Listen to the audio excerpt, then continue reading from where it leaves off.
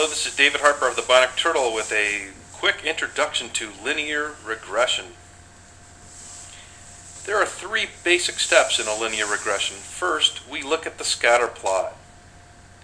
Second, we perform the regression analysis, which generates estimates of population parameters.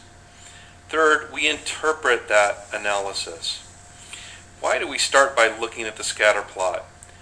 First, because there may be a relationship between our variables, but the relationship may be nonlinear. Here's an example of a nonlinear relationship. If we would look at the scatter plot, we would see that it would save us the time of going straight to a linear regression, and we could instead use other nonlinear techniques. Second, a quick look at the scatter plot may just tell us there really is no relationship, as in this data that I randomly generated. It doesn't look like a relationship, so I'm not going to try a linear regression. Now, on the other hand, here's actual data that I pulled.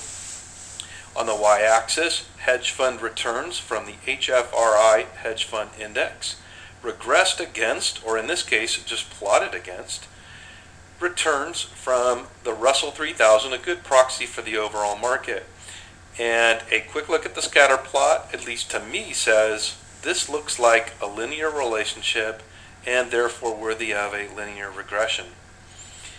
And so the linear regression, in this case, draws a line through the data, and that line represents the best fit. There's a purple line here because this plays a role as well, and this is just the average of the y values. But the red line is the regression, and it's expressed by the linear regression formula here, given by y equals alpha plus beta multiplied by x plus epsilon in this case, which is the error term. So the error term plays an important role. So that's the linear regression.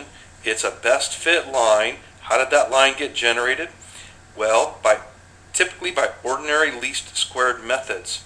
And so if we take one of these observations, like this observation right here, and look at the distance from that observation to the regression line, if we take that distance and square it, and then do the same for this next observation and for each of these observations, and so we can call that the distance the error between the actual observation and the y as predicted by the linear regression, we can square those and sum those.